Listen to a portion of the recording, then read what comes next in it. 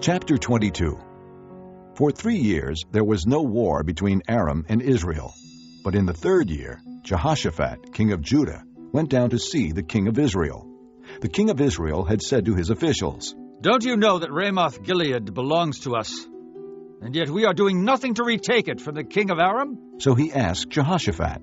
"Will you go with me to fight against Ramoth-Gilead?" Jehoshaphat replied to the king of Israel, "I am as you are, my people as your people, my horses as your horses." But Jehoshaphat also said to the king of Israel, "First seek the counsel of the Lord." So the king of Israel brought together the prophets, about 400 men, and asked them. "Shall I go to war against Ramoth-Gilead, or shall I refrain?" "Go," they answered. "for the Lord will give it into the king's hand." But Jehoshaphat asked, "Is there not a prophet of the Lord here whom we can inquire of?" The king of Israel answered Jehoshaphat, "There's still one man through whom we can inquire of the Lord, but I hate him, because he never prophesies anything good about me, but always bad. He is Micaiah, son of Imlah." "The king should not say that," Jehoshaphat replied. So the king of Israel called one of his officials and said, "Bring Micaiah, son of Imlah, at once." Dressed in their royal robes, the king of Israel and Jehoshaphat, king of Judah, were sitting on their thrones at the threshing floor by the entrance of the gate of Samaria, with all the prophets prophesying before them. Now Zedekiah, son of Chenaanah, had made iron horns, and he declared, "This is what the Lord says. With these you will gore the Arameans until they are destroyed." All the other prophets were prophesying the same thing. "Attack Ramoth-Gilead and be victorious, They said. for the Lord will give it into the king's hand." The messenger who had gone to summon Micaiah said to him, "Look, as one man the other prophets are predicting success for the king. Let your word agree with theirs and speak favorably." But Micaiah said, "As surely as the Lord lives, I can tell him only what the Lord tells me." When he arrived, the king asked him, "Micaiah, shall we go to war against Ramoth-Gilead, or shall I refrain?" "Attack and be victorious, He answered. for the Lord will give it into the king's hand." The king said to him, "How many times must I make you swear to tell me nothing but the truth in the name of the Lord?" Then Micaiah answered, "I saw all Israel scattered on the hills like sheep without a shepherd.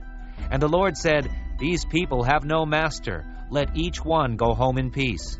The king of Israel said to Jehoshaphat. "Didn't I tell you that he never prophesies anything good about me, but only bad?" Micaiah continued, "Therefore hear the word of the Lord. I saw the Lord sitting on his throne, with all the host of heaven standing around him on his right and on his left. And the Lord said, 'Who will entice Ahab into attacking Ramoth-Gilead and going to his death there?' One suggested this, and another that. Finally, a spirit came forward, stood before the Lord, and said, 'I will entice him.' 'By what means?' the Lord asked. 'I will go out and be a lying spirit in the mouths of all his prophets,' he said. 'You will succeed in enticing him,' said the Lord. 'Go and do it.' So now the Lord has put a lying spirit in the mouths of all these prophets of yours. The Lord has decreed disaster for you." Then Zedekiah, son of Chenaanah, went up and slapped Micaiah in the face. "Which way did the Spirit of the Lord go when he went from me to speak to you?" He asked. Micaiah replied, "You will find out on the day you go to hide in an inner room." The king of Israel then ordered, "Take Micaiah and send him back to Amon, the ruler of the city, and to Joash the king's son, and say, 'This is what the king says.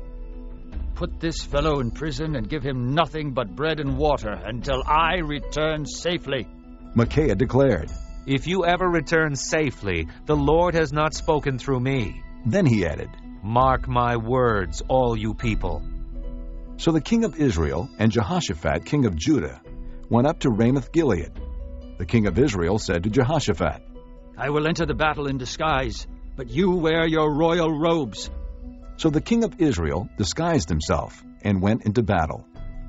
Now the king of Aram had ordered his 32 chariot commanders. "Do not fight with anyone, small or great, except the king of Israel."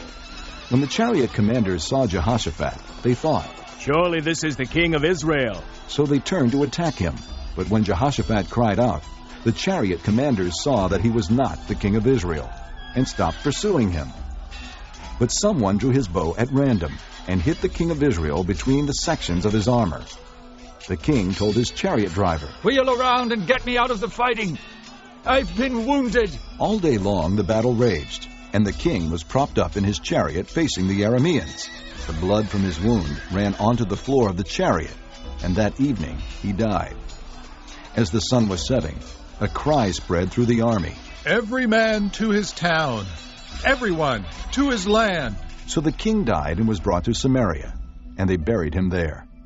They washed the chariot at a pool in Samaria, where the prostitutes bathed, and the dogs licked up his blood, as the word of the Lord had declared. As for the other events of Ahab's reign, including all he did, the palace he built and inlaid with ivory, and the cities he fortified, are they not written in the book of the annals of the kings of Israel? Ahab rested with his fathers, and Ahaziah his son succeeded him as king. Jehoshaphat, son of Asa, became king of Judah in the 4th year of Ahab, king of Israel. Jehoshaphat was 35 years old when he became king, and he reigned in Jerusalem 25 years.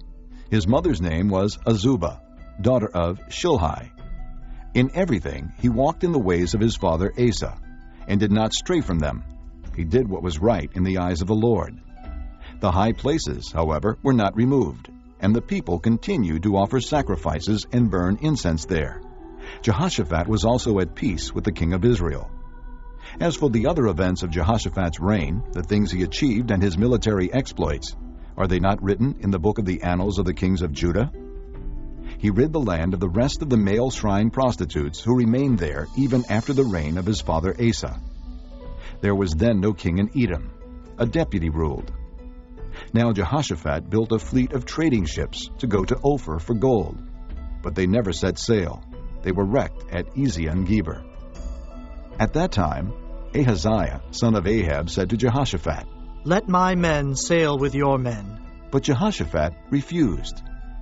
Then Jehoshaphat rested with his fathers, and was buried with them in the city of David his father. And Jehoram his son succeeded him.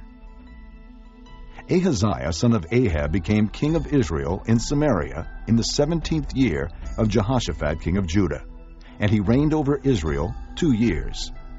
He did evil in the eyes of the Lord, because he walked in the ways of his father and mother, and in the ways of Jeroboam, son of Nebat, who caused Israel to sin.